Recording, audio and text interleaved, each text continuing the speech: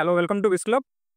మనకి ఫిబ్రవరి 17న ఒక GO pass చేయడం జరిగింది. సబ్ ఇన్స్పెక్టర్ ఆఫ్ పోలీస్ రిక్రూట్మెంట్‌కి సంబంధించి భర్తీ చేయవలసిన పోస్టుల యొక్క రిజర్వేషన్ పర్సెంటేజ్‌లలో కొన్ని అమెండ్మెంట్స్ తీసుకొచ్చి మనకి జీవో పాస్ చేశారు. ఆ అమెండ్మెంట్స్ ఏవో ఒక్కసారి చూద్దాం. అయితే ఇప్పుడు చెప్పబోయే ప్రతీదీ కూడా ఓన్లీ సివిల్ ఎస్ఐ పోస్టులకు సంబంధించినవి మాత్రమే. వేరే సబ్ ఇన్స్పెక్టర్ పోస్టులతో ఎటువంటి సంబంధం లేదు. ఓన్లీ సివిల్ సబ్ ఇన్స్పెక్టర్ పోస్టులకు సంబంధించి మాత్రమే ఈ అమెండ్మెంట్ అనేది వర్తిస్తది. ఇక్కడ క్లియర్‌గా మీరు చూసుకోవచ్చు. Sub inspector of police civil mention చేశారు కాబట్టి, అయితే అమెండ్మెంట్ ప్రకారం ఏం చెప్తున్నారంటే డైరెక్ట్ రిక్రూట్మెంట్ ద్వారా మీరు 65% పోస్టులను భర్తీ చేయండి అని చెప్పారు. అంటే నార్మల్ మన ఆస్పిరెంట్స్ ఎవరైతే ఉన్నారో మనందరికీ కూడా 65% పోస్టులను మనకి కేటాయించాలి. And promotion of ASI and head constable, ASI and head constable promotion ద్వారా 30% పోస్టులను భర్తీ చేయండి. అలానే appointment by transfer from RSIs of AR, APSP, SIR, CPL, ఈ ఆర్ఎస్ఐల్ని సివిల్ ఎస్ఐ పోస్టులకు ట్రాన్స్ఫర్ చేయండి. ఎంత పర్సెంటేజ్ అంటే 5% వీళ్ళని అలా ట్రాన్స్ఫర్ చేయొచ్చు. ఇంకా చూసుకుంటే మనకి స్పెషల్ కేటగిరీ రిజర్వేషన్స్‌లో మనకి ఎటువంటి మార్పులు లేవు.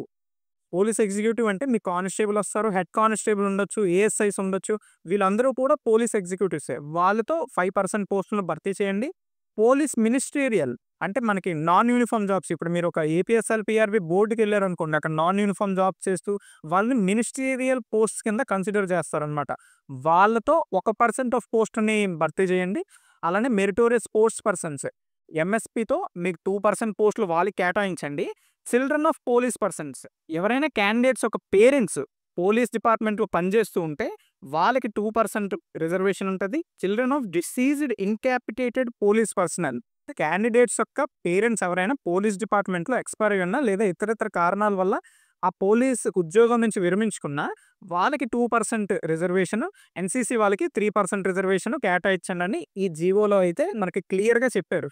ఇదంతా చూసి ఒక అభ్యర్థి ఏమనుకుంటాడంటే మనకి 65% పోస్టులు ఉన్నాయి, మిగిలిన పోస్టులు 30% ఓన్లీ ప్రమోషన్స్‌కే వెళ్ళిపోతున్నాయి అని అనుకుంటాడు. కాకపోతే ఇక్కడ చిన్న క్లారిఫికేషన్. ఈ ఇచ్చిన అమెండ్మెంట్ ప్రకారం పాతగా మనకు ఉండేది ఏదంటే 55% పోస్టులే ఒక నార్మల్ ఆస్పిరెంట్‌కి కేటాయించబడి ఉన్నాయన్నమాట. 55% పోస్టులే. ఇప్పుడు దానిని 65% అయ్యింది. Okay, clear. అయితే 55% అని నేను చెప్పట్లేదు. ఇక్కడ క్లియర్‌గా మనకి ఏమని చెప్పారు, ఇక్కడ ఎక్కడి నుంచి అమెండ్ చేస్తున్నాం అన్నారు. ఇక్కడ మనకి క్లియర్‌గా చెప్పారు. జీవోఎంఎస్ నంబర్ 374ని అమెండ్ చేస్తున్నామని. జీవోఎంఎస్ నంబర్ 374 ఏం చెప్తుందో ఒక్కసారి చూపిస్తాను చూడండి. ఇప్పుడు మీరు చూస్తుంది జీవోఎంఎస్ నంబర్ 374 అనమాట. ఈ 374 నుంచి అమెండ్ చేసుకుందాం అని చెప్పారు కదా ప్రస్తుతం ఇచ్చింది. ఇక్కడ మీరు క్లియర్‌గా చూసుకుంటే sub inspector of police civil పోస్టులకు సంబంధించి ఇప్పుడు మనకు వచ్చిన అమెండ్మెంట్ కూడా సివిల్ పోస్టులకు సంబంధించే కాబట్టి డైరెక్ట్ రిక్రూట్మెంట్‌లో ఓపెన్ మార్కెట్ నుంచి 55% మాత్రమే తీసుకొని దాన్ని భర్తీ చేయండి అని మాత్రమే చెప్పారు.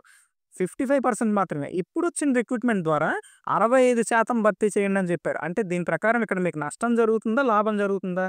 ఒకటే ఆలోచించండి. ఇక్కడ 55% ఉండే పోస్టుని మీకు 65% చేశారు. అయితే జీవోఎంఎస్ నంబర్ 374లో చూసారు కదా, 55% ఉందన్నమాట. ఇప్పుడు ఇచ్చిన జీవోలో డైరెక్ట్ రిక్రూట్మెంట్ ద్వారా 65%ని భర్తీ చేయండి అని చెప్పారు. క్లియర్. అయితే ఇవన్నీ కూడా స్పెషల్ కేటగిరీ రిజర్వేషన్స్ ఉన్నాయి. ఈ ప్రతీది కూడా ఏ మార్కులు లేవు. ఎలా ఉండేవి అలానే ఉన్నాయి. ఇప్పుడు మీరు చూస్తున్న appointment by assistant sub inspectors and head constable 30% కూడా ఆల్రెడీ 374లో ఎప్పటి నుంచో పాటిస్తూ వస్తుండే. 30% ఆఫ్ పోస్టుల్ని ఏఎస్ఎస్ అండ్ హెడ్ కానిస్టేబుల్ ద్వారా ప్రమోషన్ ద్వారా రిక్రూట్ చేసుకున్నానే ఉంది.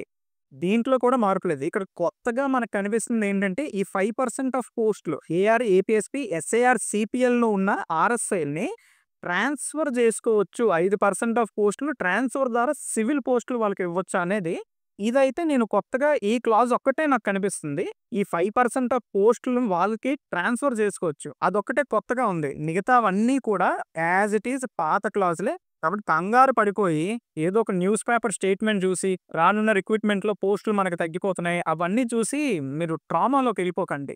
ఏమీ జరగట్లేదు. అంతా బానే ఉంది. చక్కగా చదవండి. చెప్పాలనుకుంటే ఒక పేపర్ స్టేట్మెంట్ మనకొచ్చింది. ఆ పేపర్ స్టేట్మెంట్ తీసుకొని దాన్ని అలా చదివేస్తూ ఒక వీడియో పెట్టేస్తే చాలా మందికి రీచ్ వెళ్ళిపోతాయి. ఇలా చెప్తే సగం మందికి అర్థం కాదు కూడా. అయినా సరే నేను ఇలానే చెప్పదలుచుకున్నాను. ఇందులో కూడా ఏవైనా మిస్టేక్స్ ఉంటే హ్యాపీగా కామెంట్ చేయండి. దాన్ని పిన్ చేస్తాను. నేను కరెక్ట్ చేసుకోవడానికి ఆల్‌వేస్ రెడీ. నేను నా ఛానెల్ ద్వారా మీకు ఒక జెన్యూన్ ఇన్ఫర్మేషన్ ఇవ్వాలనే నేనున్నాను గాబట్టి, మీకు క్లియర్‌గా జియోస్ ఓపెన్ చేసి 379 జియో ఓపెన్ చేసి ప్రతీది కూడా మీకు చూపించే ప్రయత్నం చేశాను. పేపర్ క్లిప్పింగ్ పెట్టి న్యూస్ రీడింగ్ చేయాలనైతే నాకు ఆ ఉద్దేశ్యం అయితే లేదు. కాబట్టి నేను ఆ పేపర్ క్లిప్పింగ్స్ నా ఛానెల్‌లో మోస్ట్ ఆఫ్ ది కేసెస్‌లో పేపర్ పెట్టి నేను చదివే ఆ టైప్ ఆఫ్ వీడియోస్ నేను చేయడానికి ఎక్కువగా ఇష్టపడను. నా ఓన్ కంటెంట్‌ని నేను క్రియేట్ చేసుకోవడానికే ట్రై చేస్తాను. ఇప్పుడు ఆ పేపర్ క్లిప్పింగ్ పెట్టి మీకు చెప్తే అది మీకు తెలీదా? మీకు తెలియదు. ఇప్పుడు అందరూ డిగ్రీలు చదివి ఉండి పేపర్ చదువుకోవడం మీకు రాదా? అందరికీ వచ్చిందే కదా! ఈ జియోలో 374కెళ్ళి ఇప్పుడుండే అమెండ్మెంట్స్ కొంతమందికి అర్థం కాకపోవచ్చు. దానికోసమని క్లుప్తంగా కొంచెం చెప్పడానికి ట్రై చేస్తున్నాను. ఈ కింద మిగిలిన క్లాజెస్ అన్నీ కూడా ప్రొసీజర్ ఏంటి? ఎవరెవరికి ఎన్ని మార్కులు కేటాయించబడతాయి? ఇదంతా డిపార్ట్‌మెంట్ వాళ్ళకి అవసరమైందనమాట. ఇది ఒక నార్మల్ యాస్పిరెంట్‌కి అంతగా అవసరం లేనిది. అయితే ఈ జీవో ఇమ్మీడియేట్ ఎఫెక్ట్ ఇప్పటి నుంచి ఏ రిక్రూట్‌మెంట్ వచ్చినా సబ్ ఇన్స్‌పెక్టర్ రిక్రూట్‌మెంట్‌కి సంబంధించి అందులో సివిల్ సబ్ ఇన్స్‌పెక్టర్ పోస్ట్‌లకి ఈ రిజర్వేషన్‌ని కేటాయించాల్సిందే అని ఇక్కడ క్లియర్‌గా మనకి చెప్పడం జరిగింది. ఈ జీవోకి సంబంధించి అయితే కంప్లీట్ ఇన్ఫర్మేషన్ మీ ముందు పెట్టానని అనుకుంటున్నాను. అండ్ రిమైనింగ్ అంతా కూడా మనకు అవసరం లేని విషయం అనమాట ఇది. అవసరం లేదంటే ఎవరికైనా ఇంట్రెస్టెడ్ క్యాండిడేట్స్ ఎవరైనా జీవో మొత్తం చదవాలనుకుంటే తప్పేం లేదు. మీరు ఒక నోటిఫికేషన్‌కి, ఒక రిక్రూట్‌మెంట్‌కి ప్రిపేర్ అవుతున్నారు అనుకునేటప్పుడు అందులో వచ్చే ఏ ఇన్ఫర్మేషన్ అయినా పూర్తిగా తెలుసుకోవడంలో తప్పు లేదు కాబట్టి, నేను టెలిగ్రామ్ గ్రూప్ లింక్ మన డిస్క్రిప్షన్‌లో ఉంటది. మన బయోలో కూడా ఉంటది. ఎవరైనా జాయిన్ అవ్వాలనుకుంటే టెలిగ్రామ్ గ్రూప్‌లో జాయిన్ అవ్వండి. అలానే మరిన్ని లేటెస్ట్ అప్డేట్స్ తెలుసుకోవడం కోసం మన విజ్ క్లబ్ ఛానెల్‌ని సబ్స్క్రైబ్ చేసుకోండి. కానిస్టేబుల్‌కి సంబంధించి ప్రెస్ నోట్ ఎప్పుడొస్తదో చూసుకొని అప్పుడు ఎగ్జామ్ డేట్ మీద ఒక క్లారిటీ వస్తది. అప్పటి వరకు కూడా ఎగ్జామ్ డేట్ ఎప్పుడుంటదని ఎవరు చెప్పలేరు. అందరూ గెస్ చేసి ఈ మంత్ ఎండింగ్‌లో ఉంటది, ఆ మంత్‌లో ఉంటది అయన్నీ వేస్ట్. ఒక ప్రెస్ నోట్ అఫీషియల్‌గా వచ్చే ఇన్ఫర్మేషన్ తప్ప అన్‌అఫీషియల్‌గా ఏం చెప్పినా కూడా వేస్టే అది. ఇప్పుడు మనకు గజెట్ వచ్చింది. అఫీషియల్‌గా ఉంది ఇది. దీన్ని బేస్ చేసుకొని మాట్లాడొచ్చు. అంతేగాని ఊహాగానాలతో ఇప్పుడు కట్ ఆఫ్‌ల మీద వీడియోలు ఒక 100 వీడియోలు చేయొచ్చు కట్ ఆఫ్‌ల మీద. నేనెందుకు చేయట్లేదు? అవసరం లేదది. అఫీషియల్‌గా వచ్చిన ఇన్ఫర్మేషన్ మీద మనం మాట్లాడుకుంటే ఒక అథెంటిక్ సోర్స్ నుంచి మాట్లాడుకుంటే మనకొక క్లియర్ అండ్ పర్ఫెక్ట్ ఇన్ఫర్మేషన్ మనం చెప్పుకోవచ్చు. కాబట్టి కానిస్టేబుల్ మెయిన్స్ డేట్స్ గురించి కూడా అఫీషియల్ ప్రెస్ నోట్ వస్తేనే ఎవరికైనా తెలుస్తది. అప్పటి వరకు కూడా అందరూ ఊహాగానాలతో ఏదేదో డేట్లు చెప్పుకోవడం తప్పితే అంతవరకు లేదు. ఎవరైతే ఈవెంట్స్ క్వాలిఫై అయ్యారో అందరూ కూడా చక్కగా చదువుకుంటే మంచిది. ఏదైనా అప్డేట్స్ ఉంటే వెంటనే నేను అప్డేట్ చేయడం జరుగుతది కాబట్టి మన టెలిగ్రామ్ గ్రూప్ అవ్వచ్చు, మన యూట్యూబ్ ఛానెల్ అవ్వచ్చు సబ్స్క్రైబ్ చేసుకొని పెట్టుకోండి చాలు. Thank you for watching quiz club.